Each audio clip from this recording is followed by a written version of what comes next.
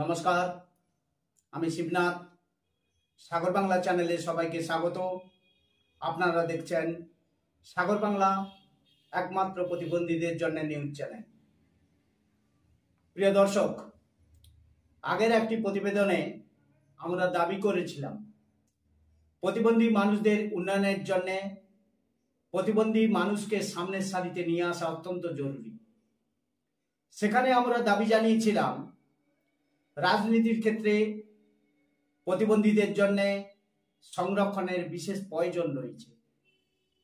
বিশেষ করে ত্রিস্তর পঞ্চায়েত নির্বাচন, কর্পোরেশন নির্বাচন, অর্থাৎ লোকাল বডির যে সমস্ত নির্বাচন হয় সেই সমস্ত নির্বাচন ক্ষেত্রগুলিতে তপশিলি জাতি, তপশিলি উপজাতি এবং মহিলাদের জন্য যেরকম আসন সংরক্ষণের ব্যবস্থা আছে, ঠিক সেইভাবে প্রতিবন্ধী মানুষদের জনপ্রতিনিধি নির্বাচনের জন্য সংরক্ষণের বিশেষ প্রয়োজন রয়েছে।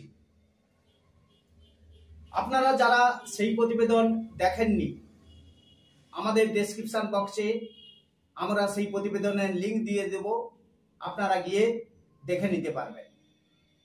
আমরা সেদিন যে দাবি করেছিলাম, আজকে 2024 সালে সেই দাবি উঠতে শুরু করেছে ভারতের কোনায় কোনায়।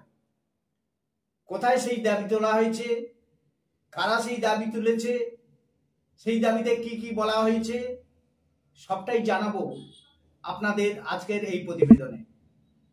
আপনারা যারা প্রতিবন্ধী মানুষ আছেন তারা অবশ্যই এই প্রতিবেদনটি শেষ পর্যন্ত দেখতে ভুলবেন না, কারণ এই প্রতিবেদনে এবং সাগর বাংলার বিভিন্ন প্রতিবেদনের মাধ্যমে আমরা কেবলমাত্র প্রতিবন্ধী মানুষদের কথাই বলে থাকি। সুতরাং প্রতিবেদনটির সঙ্গে শেষ পর্যন্ত আপনারা থাকুন। একটা ছোট্ট বিরতি নিয়ে আমরা আমাদের বিস্তারিত আলোচনায় ফিরে আসছি। প্রিয় দর্শক বন্ধুরা, একটি ছোট্ট বিরতি নিয়ে আবার আপনাদের সামনে ফিরে আসলাম। আমরা আজ থেকে 1 বছর আগে আমাদের এই চ্যানেলে একটি প্রতিবেদন করেছিলাম। সেই প্রতিবেদনে আমরা প্রতিবন্ধী মানুষদের জন্য যে দাবি তুলে ধরেছিলাম, আজকের দিনে অর্থাৎ 2024 সালে সেই দাবি কিন্তু মান্যতা পেল। রাজনীতিক স্থিতিশীলতার জন্য প্রতিবন্ধীদের জন্য সংরক্ষণের প্রয়োজন, এই দাবি উঠল আজ দেশের কোনায় কোনায়। বিকাশ চেতনা রাজকেয়া মিশালাতি হর্তা সমিতি, অর্থাৎ এটি একটি সমিতির নাম, তারা রাজনৈতিক স্থিতিশীলতার জন্য প্রতিবন্ধী ব্যক্তিদের জন্য সংরক্ষণের দাবি তুলেছে।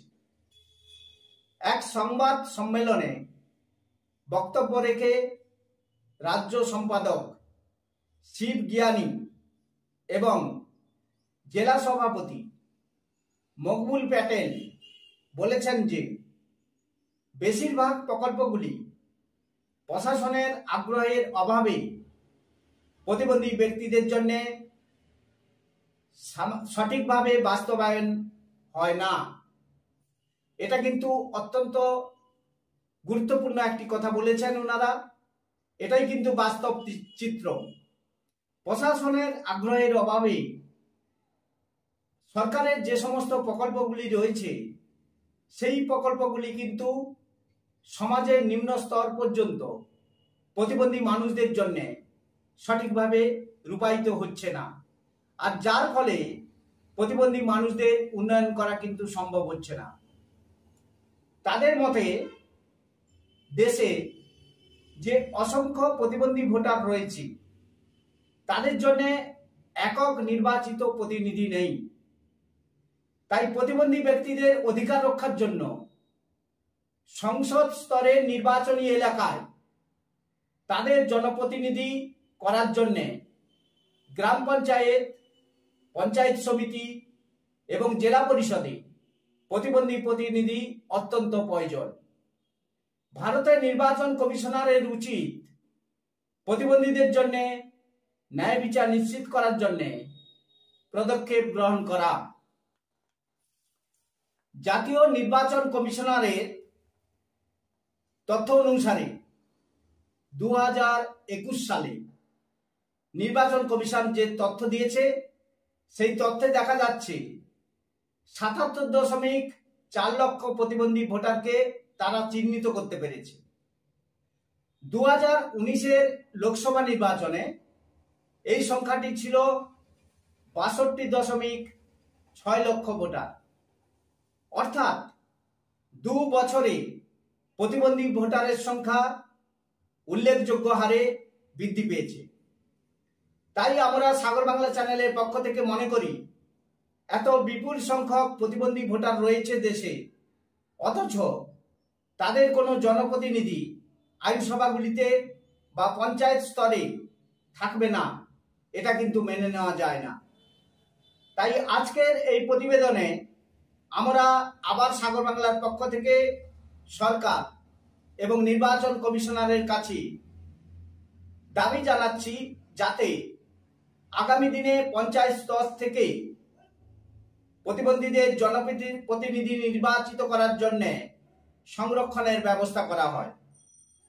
আপনারা যারা আমাদের এই প্রতিবেদন দেখছেন, আমাদের এই দাবির সঙ্গে আপনারা সহমত কিনা আপনারা আমাদের কমেন্টস বক্সে অবশ্যই লিখে জানাবেন।